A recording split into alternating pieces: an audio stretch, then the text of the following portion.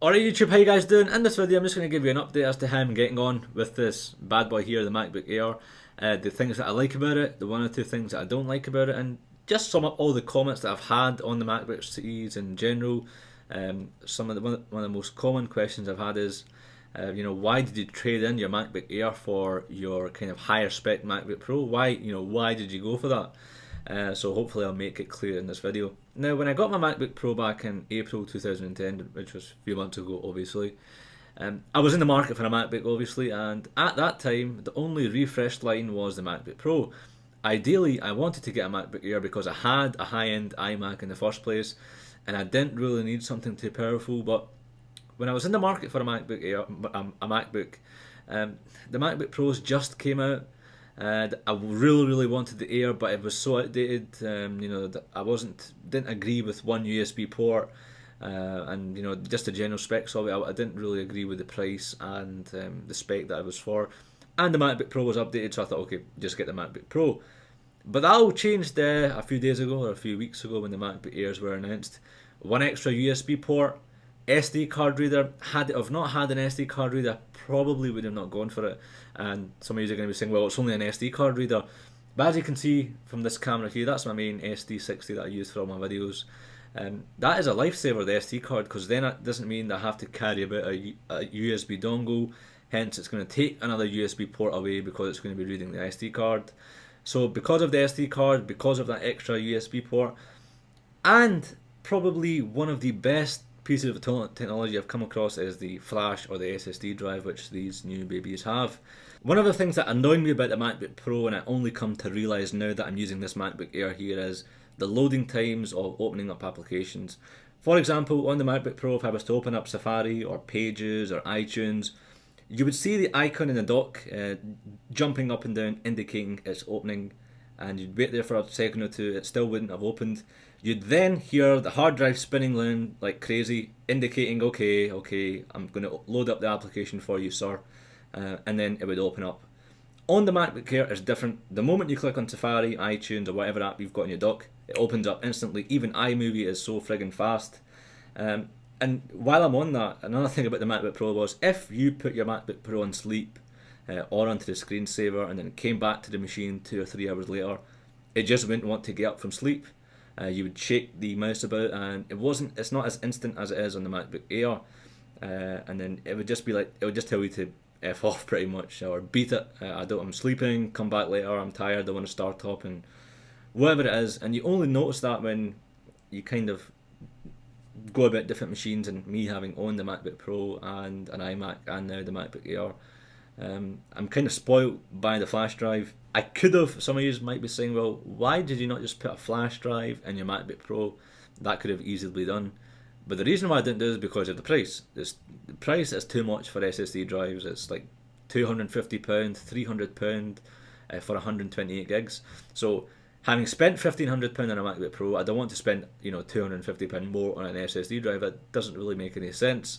It's just too much money. When I was actually cleaning up my MacBook Pro for the new buyer, installing apps for him, and general browsing and making sure everything's working fine, it just made me realise how slow the MacBook Pro was in terms of boot up, in terms of opening stuff.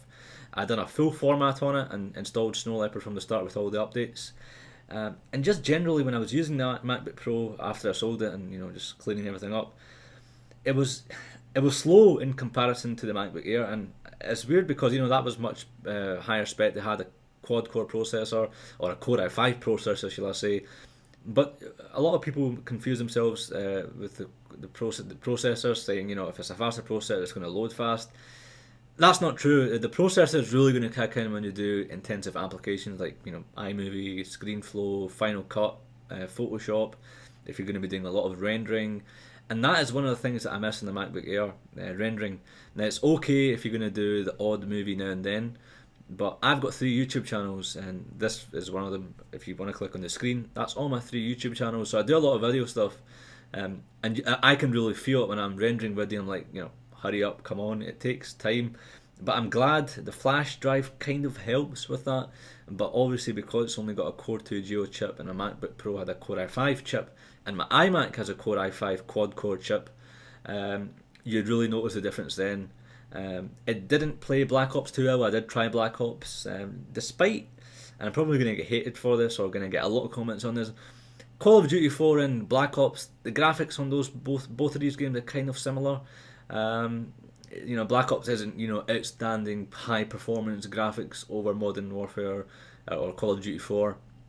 So I don't know why it didn't play too well, and I played it through Boot Camp, through Windows 7 Ultimate, so I'm not too sure why that happened. And some of you are going to be asking, well, how did you install Windows? It was through this Xbox 360 HD drive, which I picked up not too long ago for £20.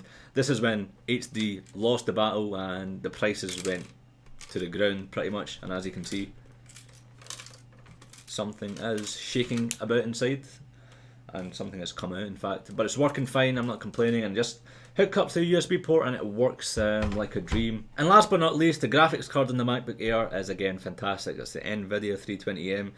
Again, I would have not gone with the MacBook Air, or I would have not purchased it for myself or even my dad if it still had the Intel HD graphics, which is really horrible. I'm glad they went with the NVIDIA. So that, you know, all, you know, the flash drive combined, the NVIDIA combined, the RAM is not upgradable. That's a shame.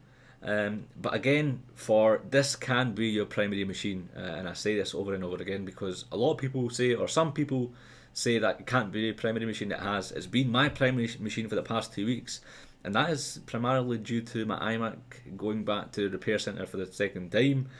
So it's still there. I should have my iMac back tomorrow. So I've been using this on a daily basis, and it's done everything that I've thrown at it.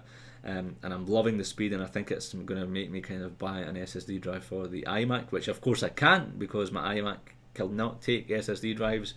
So that's going to be interesting as to how I'm going to do it. Well, obviously I'm not going to do it because it's not possible. But SSD, once you go to it, you can't really go back, and I'm not complaining. It's one of the best decisions I've made, and it's probably, or the MacBook Air is probably the best investment that I've made when it comes to a portable notebook. It just, you know, if you are going to get a MacBook Air and stick a big chunky case on it, don't bother. You might as well just go for a MacBook Pro or something. You know, one of the unique things about the MacBook Airs is the weight of it, and you're just going to spoil it if you're going to stick a big hard chunky case on it. The MacBook Pros come Q1 of next year.